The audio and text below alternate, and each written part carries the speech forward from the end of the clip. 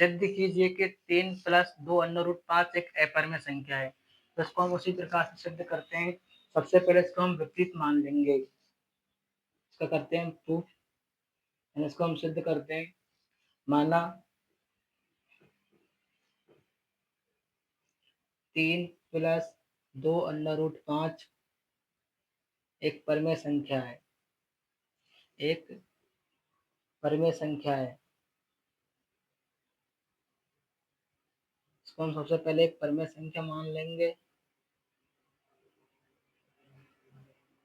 एक परिमेय संख्या है। तथा माना ए तथा बी दो पूर्णांक हैं। दो पूर्णांक इस प्रकार हैं कि दो पूर्णांक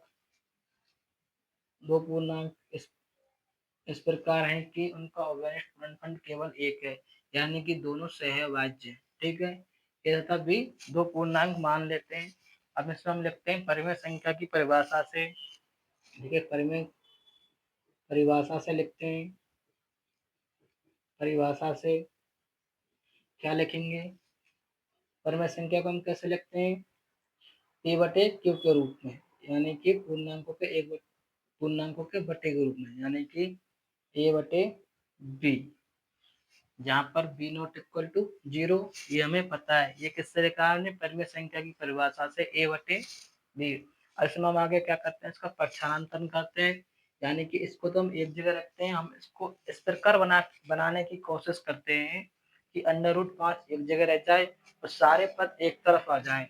तो इसके लिए हम क्या करते हैं? सबसे पहले 3 को इधर भेजते हैं। यहाँ 3 प्लस में है, इधर जाके 3 माइनस में हो जाएगा, यानी कि पक्षांतरण करने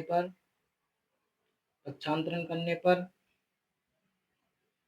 क्या हो जाएगा? 2 अंडर रूट 5 बराबर ए बटे बी माइनस 3। अब देखो एक बार फिर पक्षांतरण करते हैं। 2 को यहाँ 2 किस में है? गुना में, जिसमें इसको किस में ले जाएंगे हम? भाग में। तो अंडर रूट 5 बराबर ए बटे 2 किस में चला गया? भाग में। ऐसे ही 3 का भाग 2 का भाग 3 में भी जाएगा, 3 बटे 2। चूंकि हम जानते हैं ए तथा बी, अब देखो हमने यहाँ पर अंडर रूट 5 को पूर्णांकों के रूप में लिख लिया है। चूंकि हम जानते हैं कि ए तथा बी पूर्णांक हैं, चूंकि ए तथा बी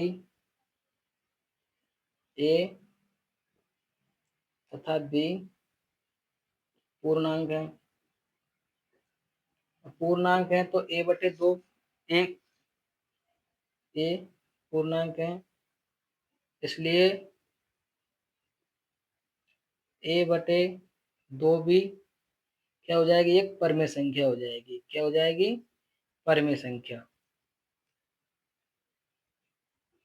और जब एक परिमेय संख्या में एक परिमेय संख्या जोड़ते हैं तो उसका योग हमेशा परिमेय संख्या आता है। और एक परिमेय संख्या में से ही यदि हम परिमेय संख्या घटाएं 3/2, ये भी तो एक परिमेय संख्या है, इसमें से यदि हम 3/2 घटाएंगे तो भी परिमेय संख्या प्राप्त होगी। यानी परिमेय में से यदि हम परिमेय घटाएं तो परिमेय प्राप्त होती है, और परिमेय में यदि हम परिमेय संख्या जोड़े तो हमें परिमेय संख्या प्राप्त होती है।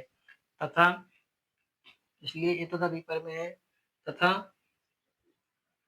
ये पूरी संख्या क्या हो जाएगी? परिमेय हो जाएगी। ए तथा 2b माइनस 3/2 एक परिमेय है, एक परिमेय संख्या है, एक परिमेय संख्या है।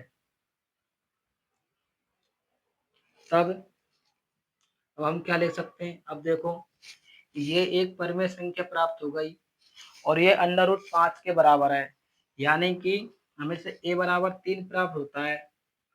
ठीक है, यदि ए बराबर 3 है यानी ए का मान कितना है? 3 है। यदि ए परिमेय संख्या होगी तो 3 भी क्या होगी? परिमेय संख्या। यदि माना ए अपरिमेय होती तो 3 भी क्या हो जाती? अपरिमेय हो जाती, क्योंकि दोनों क्या है? बराबर है। अब तब अंडर रूट 5 क्या हो जाएगी? एक परिमेय संख्या, एक परिमेय होगी, तथा तब एक परिमेय संख्या होगी।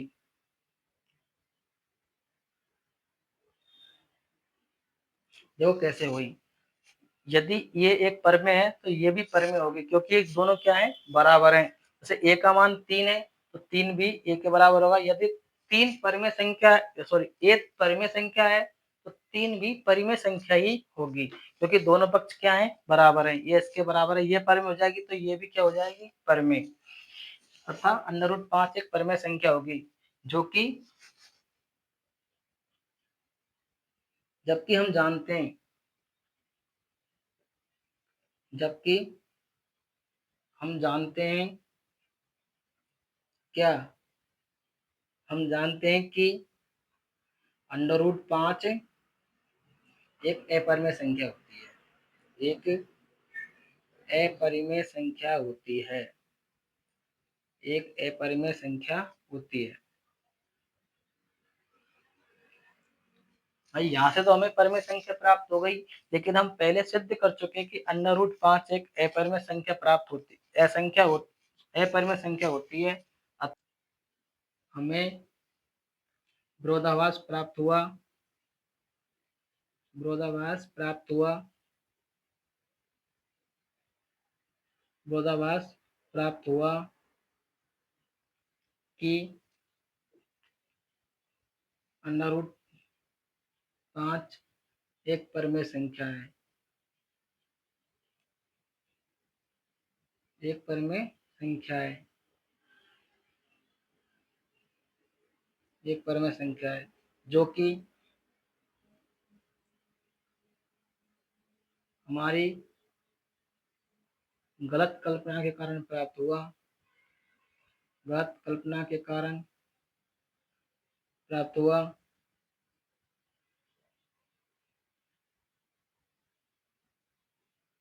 प्राप्त हुआ कि क्या, कि अंडर रूट 2 √5 एक परिमेय संख्या है,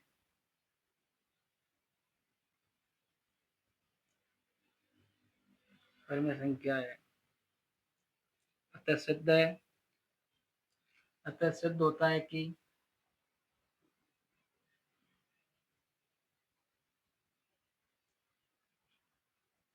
अतः सिद्ध होता है कि 3 + 2 √5 एक अपरिमेय संख्या है, एक अपरिमेय संख्या है।